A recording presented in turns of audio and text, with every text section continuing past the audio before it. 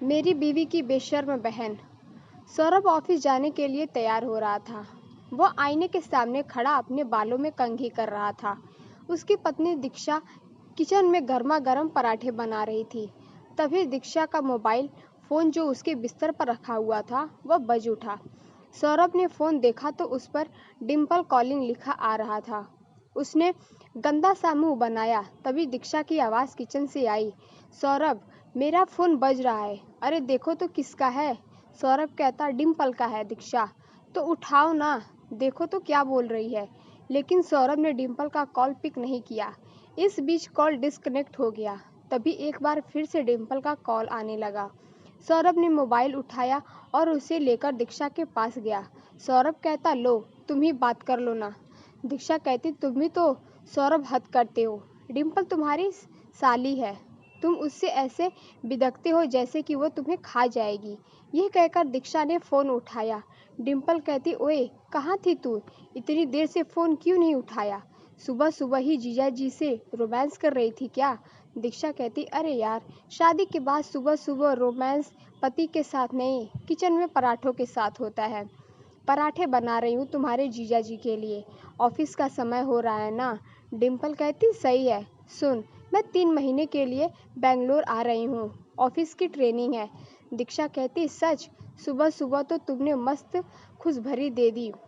आजा, बहुत दिन हो गए तुमसे मिले हुए, यहाँ मिलकर तीनों खूब मस्ती करेंगे। डिम्पल दीक्षा की मौसेरी बहन थी। दोनों बहनें कम, दोस्त ज़्यादा थी। दीक्षा ने डिम्पल के आने की बात खुशी खुशी सौरभ को बताई तो उसका मुंह उतर गया। सौरभ ने कहा, कब आ रही है वो। दीक्षा कहती, परसों की फ्लाइट है उसकी। सौरभ कहता, परसों की, इतनी जल्दी, कितने दिनों का प्लान है। सौरभ ने ये बात ऐसे कही जिसे सुनकर दीक्षा ने उससे कहा, क्या बात है, डिम्पल के आने की बात पर इतना ठंडा रिएक्शन। अरे जीजा जी लोग तो साली के आने पर खुश होते हैं, और एक तुम हो जिसके चेहरे का रंग उतर गया। सौरभ कहता, नहीं नहीं, ऐसा तो नहीं है, मेरा रंग क्यों उतरेगा। सौरभ डिम्पल के आने की बात सुनकर नर्वस हो गया था। जब वो कार ड्राइव करके अपने ऑफिस जा रहा था तो उसे डिम्पल के साथ अपनी मुलाकात याद आ रही थी। 2 साल पहले की बात है। सौरभ दूल्हे की ड्रेस में बहुत ही हैंडसम लग रहा था। वो स्टेज पर खड़ा था, वरमाला की तैयारी हो रही थी। डिम्पल कहती, वाह जीजा जी, आप तो बहुत ही हॉट लग रहे हो, जी कर रहा है कि आपको हक कर लूं। डिम्पल की बात सुनकर सौरभ उसे घूरने लगा तो डिम्पल ने हंसते हुए कहा, क्या बात है, ऐसे क्यों घूर रहे हैं, कुछ करने का इरादा है क्या। सौरभ तब भी डिम्पल को घूर रहा था। तभी डिम्पल जोर से खिलखिलाते हुए बोली, अरे जीजा जी, आप इतनी टेंशन क्यों ले रहे हैं। मैं कोई गैर नहीं, आपकी आधी घरवाली, साली हूँ। डिम्पल नाम है मेरा। वरमाला के स्टेज पर यही थी डिम्पल के साथ उसकी पहली मुलाकात। बहरहाल सौरभ और दीक्षा की शादी हो गई। जब वो दीक्षा को विदा करके ले जाने लगा तो डिम्पल उसके पास आई और उसके कानों में कहा, क्यों जीजा जी, रात को सोने तो दोगे ना दीक्षा को, या फिर पूरी रात। डिम्पल की बात सुनकर सौरभ झेप गया। उस मुलाकात में सौरभ के मन में डिम्पल की एक अलग ही छवि बना दी। फिर उन दोनों की कभी मुलाकात तो नहीं हुई, लेकिन 2-3 बार फ़ोन पर बात हुई तो डिम्पल कहती, क्यों जीजा जी, अरे कभी भी तो फ़ोन कर लिया करो अपनी प्यारी और हॉट साली को। सौरभ कहता, जी करूँगा करूँगा। डिम्पल कहती, कब, रात को। पर रात को तो आप कुछ और कर रहे होगे ना। फिर डिम्पल खिलखिलाकर हंसती है। सौरभ उस दिन ऑफिस में भी अपसेट रहा। खैर डिम्पल के आने का दिन आ गया। सौरभ कहता, तुम भी चलते ना एयरपोर्ट डिम्पल को लाने के लिए। दीक्षा कहती, अरे सौरभ, दिख नहीं रहा है, कितना काम पड़ा है घर पर।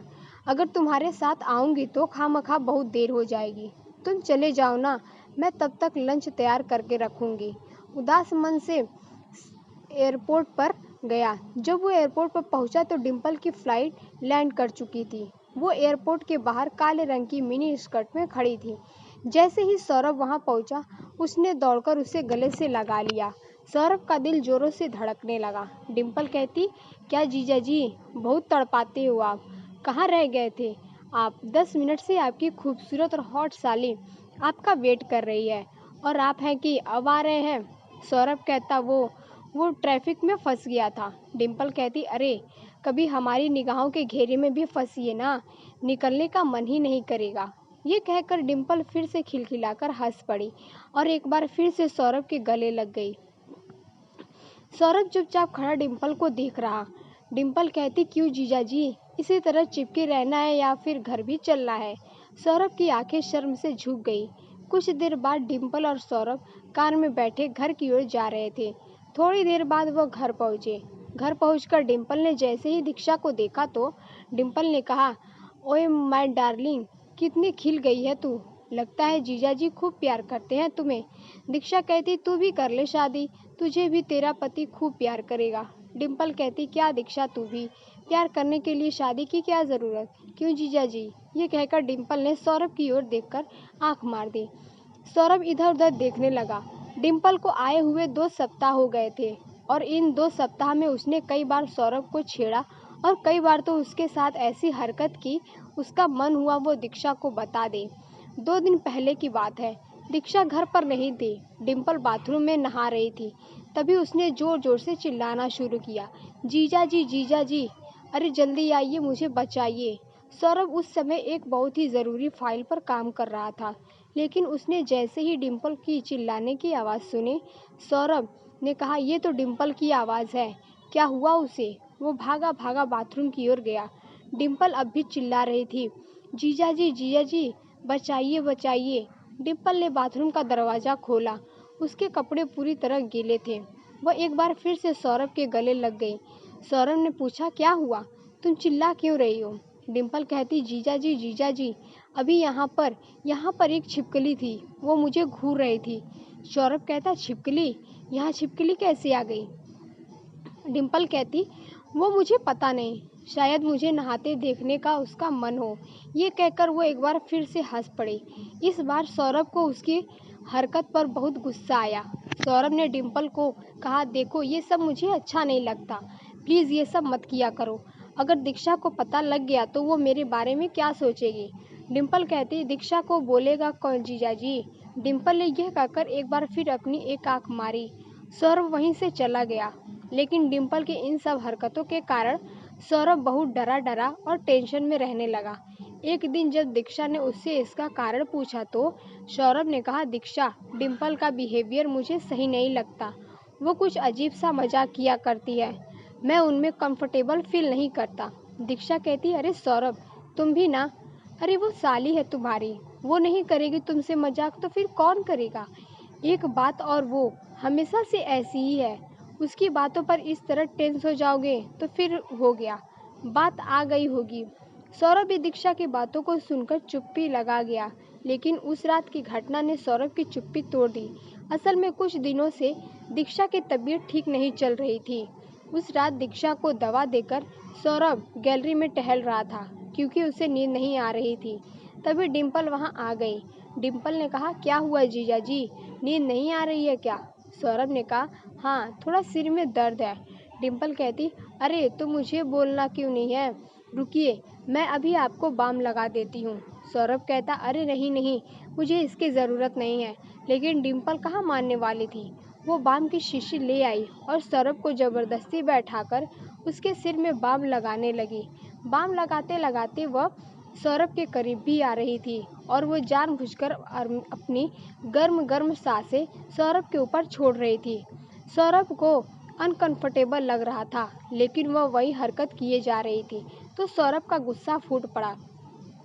सौरभ कहता, इनफ डिम्पल, ली प्लीज़ ये मत करो। मैं तुम्हें कितनी बार कह चुका हूँ कि ये सब मुझे पसंद नहीं है। देखो, किसी भी रिश्ते की एक सीमा होती है, उसे मत लांघो। माना कि जीजा और साली के बीच मजाक का रिश्ता होता है, लेकिन मजाक का ये मतलब नहीं है कि फीलिंग्स का ही मजाक बन जाए। मेरी वाइफ बीमार है, पिछले कई दिनों से मैं ठीक से सो नहीं पाया हूँ। हर वक्त सोचता रहता हूँ कि दीक्षा जल्दी से ठीक हो जाए और तुम हो कि। सौरभ ने इतनी जोर से यह सब कहा कि दीक्षा बाहर आ गई। सौरभ ने कहा, अरे दीक्षा, तुम क्यों बाहर आ गई? दीक्षा कहती, आई एम सॉरी सौरभ, तुमने मुझे पहले भी बोला था, लेकिन मैंने ही सीरियसली नहीं लिया। डिम्पल ने कहा, सौरभ सही कह रहे हैं, मजाक के रिश्ते की आड़ में कुछ भी करने की छूट नहीं दी जा सकती। आई एम सॉरी डिम्पल, लेकिन तुम हमें अकेला छोड़ दो और खुशी से रहने दो। हालांकि डिम्पल को भी अब अपनी गलती का एहसास हो गया था। उसने उन लोगों से माफ़ी मांगी और अगले दिन वहाँ से चली गई। तो कैसी लगी कहानी कमेंट बॉक्स में ज़रूर बताएं। चैनल पर नए हैं तो चैनल सब्सक्राइब